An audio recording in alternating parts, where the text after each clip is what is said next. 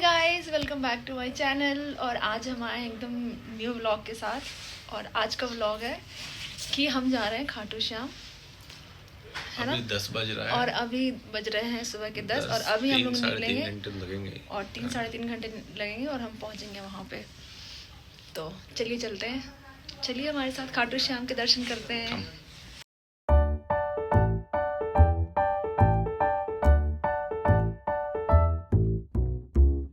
हम हो गए हैं रेडी। तो ये है मेरा आउटफिट, ये मेरा आउटफिट, ये इसका आउटफिट। कैसा लग रहा है कमेंट में बताना आप।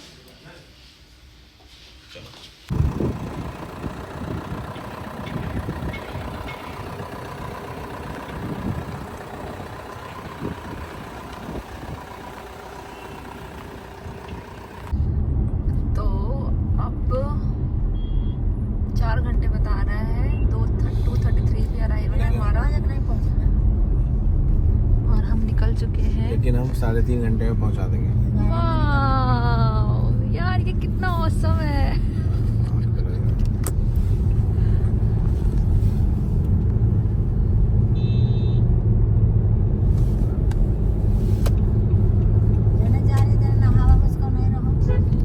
राजस्थान है और ठंडा है। अभी हम लोग हैं जयपुर, कौन सा है, दिल्ली जयपुर हाईवे। दिल्ली जयपुर हाईवे। ये है दिल्ली जयपुर। मम्मी पहली बार जा रही राजस्थान। मन तो करो एक आध सेट कपड़ा रख लेता, जयपुर घूम के आता। तो सुबह उठते के साथ ही हम निकल चुके थे। तो अभी यहाँ पर हम लोग करेंगे कुछ नाश्ता वगैरह, उसके बाद फिर यहाँ से निकलेंगे आराम से बाबा जी के दर्शन के लिए। और यहाँ हम पहुँच चुके हैं ओल्ड राव, जो कि गुड़गांव का बहुत ही फेमस ढाबा है। तो ये अभी हम लोग गुड़गांव वाले ओल्ड राव में नहीं है, हम लोग अभी रेवाड़ी वाले ओल्ड राव में हैं। तो यहाँ पे हम लोग अभी कुछ खाएंगे पिएंगे और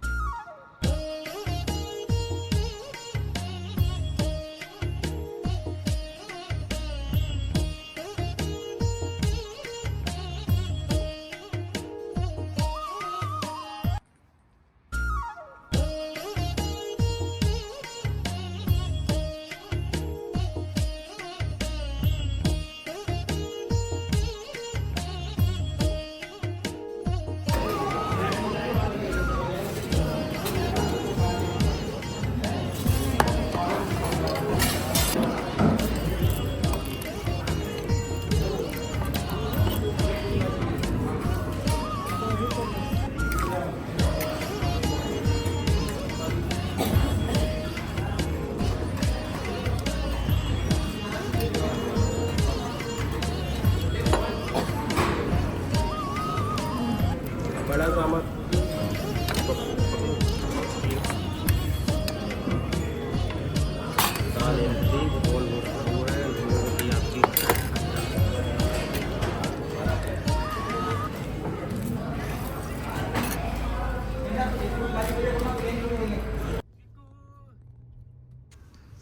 तो हम जाएंगे राजस्थान के सीकर ज़िले में, जहाँ पर सीकर शहर से 43 किलोमीटर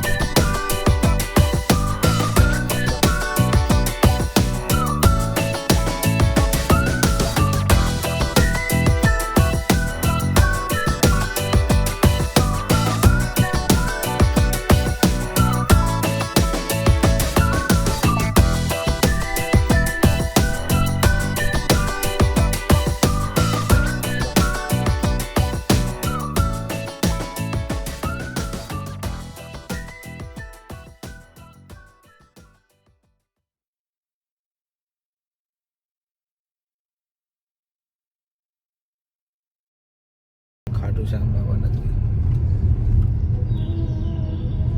झंडा लेना है खाटू श्याम का तो ले सकते हो।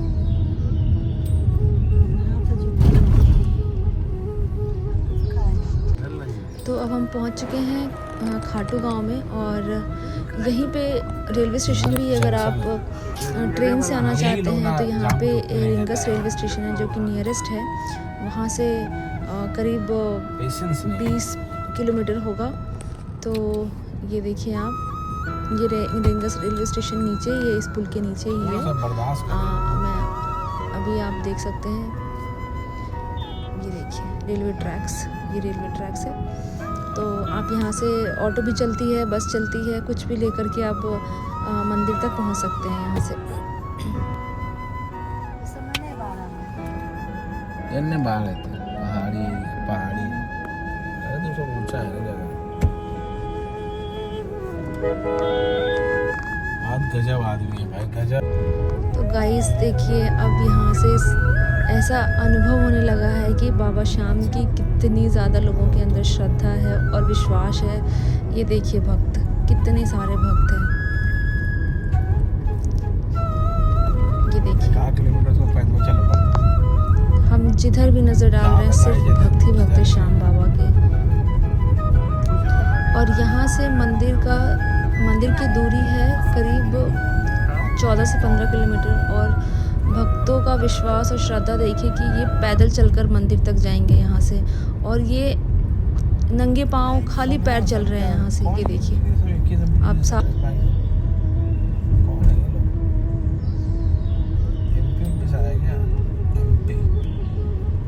रास्ता बिल्कुल प्लेन है यहाँ से, कोई ऊबड़ खाबड़ या पहाड़ी रास्ता नहीं है, पूरा स्ट्रेट और सीधा रास्ता है। तो आप अगर आना चाहें तो आप आराम से आ सकते हैं। 3.5 किलोमीटर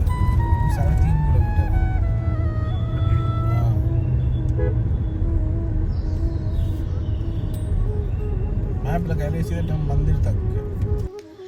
लोगों में श्याम बाबा के लिए कितनी ज़्यादा श्रद्धा और विश्वास, और लोग कितना मानते हैं दिल से, ये तो मैंने आज देख लिया, क्योंकि मैं भी पहली बार यहाँ आई हूँ बाबा के दर्शन के लिए। और देख सकते हैं आप लोगों का हुजूम, कितनी ज़्यादा भीड़ है। तो कहा जाता है कि बर्बरिक जो आज श्याम बाबा के नाम से जाने जाते हैं यहाँ पे, उन्हें श्री कृष्ण ने कहा था कि तुम मेरे नाम से जाने जाओगे श्याम नाम से कलयुग में। तो इसलिए बर्बरिक को बाबा श्याम नाम से यहाँ जाना जाता है। इसके पीछे भी एक कथा प्रचलित है, जो कि कहा जाता है बर्बरिक जो थे वो अहिलावत और घटोत्कच के बेटे थे, और घटोत्कच जो थे वो भीम के बेटे थे, जो 5 पांडवों में से एक थे। और अहिलावत जो थी वो जो सर्पों के राजा वासुकी थे उनकी बेटी थी। और बर्बरिक जो थे वो काफ़ी ज़्यादा स्ट्रॉन्ग योद्धा थे, और उनके पास 3 तीरों का वरदान था जो कि उन्हें किसी भी युद्ध में जीत दिला सकती थी। 3 तीर, जो पहला तीर था वो अगर बर्बरिक चाहते, जिसको नष्ट करना चाहते थे, उन पे वो निशान छोड़ता। दूसरा तीर जो था, जिनको बचाना चाहते थे युद्ध में, उन पे वो निशान छोड़ता। और तीसरा तीर जो था, जिन पे उन्होंने नष्ट करने का निशान डाला था, वो सबको वो तीसरा तीर नष्ट कर देगा। महाभारत के युद्ध के दौरान जब बर्बरिक को पता चला कि उनके पिता कौरव के अगेंस्ट लड़ने गए हैं, तो उन्होंने भी अपना घर छोड़ा और युद्ध को देखने चले गए। और वो अपनी माता से यह कह कर गए कि जो साइड हारेगी युद्ध में, वो उस साइड से लड़ेंगे जीत दिलाने के लिए। तो वह एक पहाड़ पर बैठ कर के युद्ध महाभारत का देख रहे थे ऊपर से।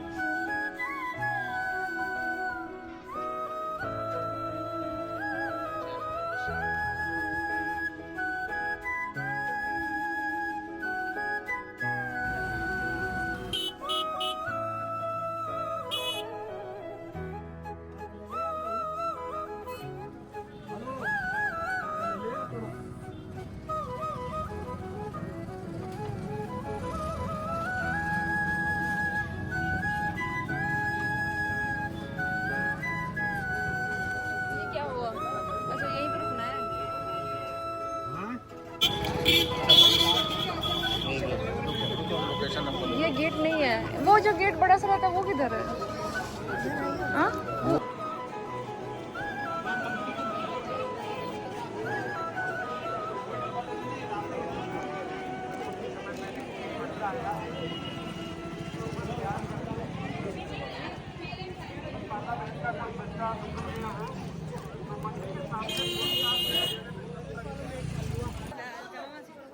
हाँ जब महाभारत के युद्ध को काफ़ी समय बीत गया, तब श्री कृष्ण ने सबसे पूछा कि कितने दिन और लगेंगे युद्ध खत्म होने में। तो भीष्म ने बोला लगभग 20 दिन में ख़त्म हो जाएगा। कर्ण ने बोला लगभग 24 दिन लगेंगे। द्रोणाचार्य ने बोला 25 दिन, और अर्जुन ने विश्वास दिलाया कि मैं ये युद्ध 28 दिन में जीत लूँगा। फिर वही सवाल जब बर्बरीक से पूछा श्री कृष्ण ने, तो बर्बरीक ने दावे के साथ कहा कि मैं यह युद्ध तो 1 सेकंड में जीत सकता हूँ, क्योंकि उनके पास वह तीर है जो किसी को भी एक पल में नष्ट कर सकता है। तो कृष्ण को इस बात का विश्वास नहीं हुआ, तो उन्होंने उसका परीक्षा लेने की सोची। तो उन्होंने बर्बरी को कहा कि यह एक पवित्र पेड़ है, इस पर आप मुझे इसका परिणाम बताओ। तो बर्बरीक ने सारे सूखे पत्तों को टारगेट किया नष्ट करने के लिए, और सारे अच्छे पत्तों को टारगेट किया बचाने के लिए, और उन्होंने फिर तीर चला दिया। तो सारे सूखे पत्ते नष्ट हो गए, उनमें एक छेद हो गया, और एक पत्ता श्री कृष्ण के पैर के नीचे था, तो श्री कृष्ण के पैर के नीचे वाले पत्ते में भी अपने आप ही छेद हो गया। तब श्री कृष्ण को विश्वास हुआ कि यह तो कोई भी युद्ध जीत सकता है अपने इस तीर के बल पे। तो फिर श्री कृष्ण ने बर्बरीक से प्रश्न किया कि आप किस युद्ध में किसकी तरफ से लड़ोगे। तो बर्बरीक ने अपनी माँ से किया हुआ वादा याद करते हुए कहा कि मैं जो पक्ष हारेगी मैं उनकी तरफ से लड़ूंगा। तो श्री कृष्ण को फिर चिंता होने लगी कि अगर ये कौरव की तरफ से अगर इसने युद्ध लड़ा तो फिर पांडव हार जाएगी, जो कि वो नहीं चाहते थे। तो उन्होंने कौरव युद्ध ना जीत सके, तो इसलिए उन्होंने बर्बरीक से उनका सर मांग लिया, और बर्बरीक ने खुशी खुशी उनका सर भेंट कर दिया श्री कृष्ण को। और श्री कृष्ण ने उन्हें वरदान दिया कि बर्बरीक को कलयुग में उनके नाम से उनकी पूजा की जाएगी, श्याम नाम से। और कुछ समय बाद कलयुग स्टार्ट हुआ, और बर्बरीक का सर खाटू गांव में पाया गया, राजस्थान में। कहा जाता है कि जहाँ पर उनका सर था ज़मीन के अंदर, वहाँ जब गायें जाती थी तो उनके अंदर से अपने आप दूध की धारा बहने लगती थी। तो गांव वाले ये सारी चीज़ें देखकर के काफ़ी आश्चर्यचकित थे। तो कुछ गांव वालों ने सोचा कि वो उस जगह को खोद के देखेंगे। जब उन्होंने खोदा तो श्याम बाबा का सर वहाँ से निकला, और फिर वहाँ पे कुछ लोगों ने श्याम बाबा का मंदिर का निर्माण किया। तो ये थी मान्यता गांव की, और ये है श्रद्धा और विश्वास यहाँ के लोगों का।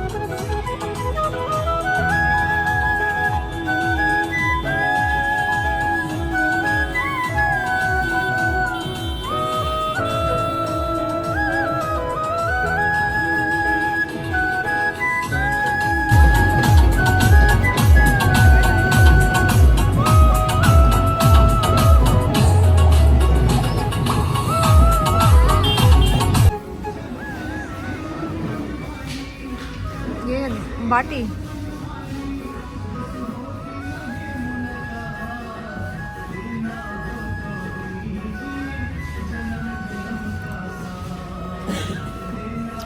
ये गट्टे की सब्जी है ना।